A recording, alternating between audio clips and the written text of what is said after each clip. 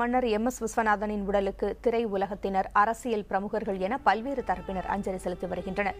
இது தொடர்பான தகவல்களை செய்தியாளர் ரமேஷிடம் கேட்கலாம். ரமேஷ், MSVயின் உடலுக்கு இதுவரைக்கும் யார் யாரெல்லாம் அஞ்சலி செலுத்திட்டு வராங்க?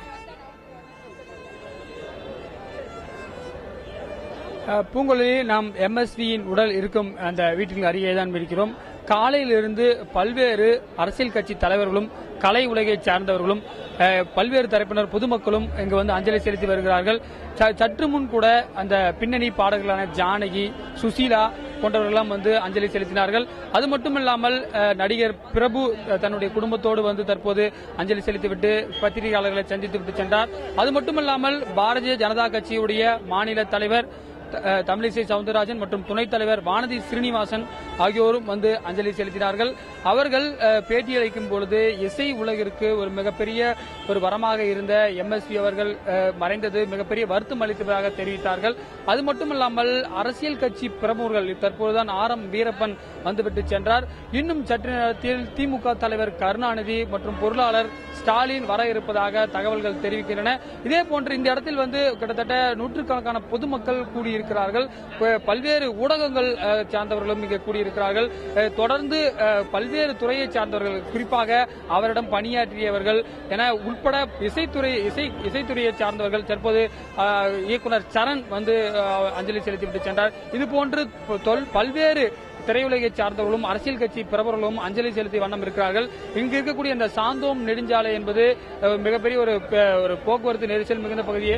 இந்த நிலையில் இந்த ஏதாவது போக்குவரத்து நெரிசல் ஏற்படுவதாக போக்குவரத்து காவல்துறையினர் பணியமர்த்தப்பட்டிருக்கிறார்கள். காவல்துறையினரும் இங்கு வந்து அதிக அளவில் குவிக்கப்பட்டு பொதுமக்கள் எளிதில் அஞ்சலி செலுத்துவதற்கான ஏற்பாடுகளை செய்து வருவதை நம்மால் பார்க்க முடிகிறது. பூங்குழலி, ரமேஷ், MSV அவர்களினுடைய இறுதிச் சடங்கு எப்பொழுது நடைபெறும் என்று உறவினர்கள் தெரிவிச்சிருக்கிறாங்களா? MSV 87 வயதான MSVக்கு 4 மகன்கள் 3 மகள்கள் இருக்கிறார்கள். ஒரு மகன் வந்து சவுதி அரேபியாவில் இருப்பதாகவும் அவர் நாளை தான் வர இருப்பதாகவும், அதன் அடிப்படையில் தான் நாளை காலை அவரது இடிச்சடங்கு இருக்கும் என்று அவரது மகன் தெரிவித்திருக்கார். தற்போது கூட தமிழ் மாநில காங்கிரஸ் கட்சியுடைய தலைவர் GK வாசன் வருவதை நீங்கள் பார்க்கலாம். அவர் தன்னுடைய தொண்டர்களோடு அஞ்சலி செலுத்த உள்ளே சென்று கொண்டிருக்கிறார். அந்த காட்சியை தான் நீங்கள் பார்க்கிறீர்கள். இதே போன்று பல்வேறு அரசியல் கட்சி பிரமுகர்கள், ஏனென்றால் அவர் அனைத்து தரப்பினரோடும் எளிதில் பழகக்கூடியவர். கிட்டத்தட்ட 1200 படங்களுக்கு மேல் இசையமைத்திருக்கிறார். அவருடைய பாடல்கள் மிகவும் அனைவருக்கும் பிடித்த வகையில் இருந்தக்கூடிய ஒரு பாடல்களை பாடிய இசையமைத்தவர். தமிழ், தெலுங்கு, கன்னடம் உள்ளிட்ட மொழிகளை கடந்து அவர் பல்வேறு படங்களுக்கு இசையமைத்திருக்கிறார். அதன் அடிப்படையில் பல்வேறு அரசியல் கட்சி பிரமுகர்களும் திரையுலகை சார்ந்தவர்களும் அஞ்சலி செலுத்தி வண்ணம் இருக்கிறார்கள். பொங்கலடி ரமேஷ், பல்வேறு மொழிகளில் இசையமைத்தவர் மெல்லிசை மன்னர் MS விஸ்வநாதன். மற்ற மாநிலங்களிலிருந்து திரையுலகத்தைச் சேர்ந்தவங்க யாராவது அஞ்சலி செலுத்த வந்திருக்கிறார்களா அல்லது வந்து கொண்டிருப்பதாக தகவல்கள் ஏதாவது வந்திருக்குதா?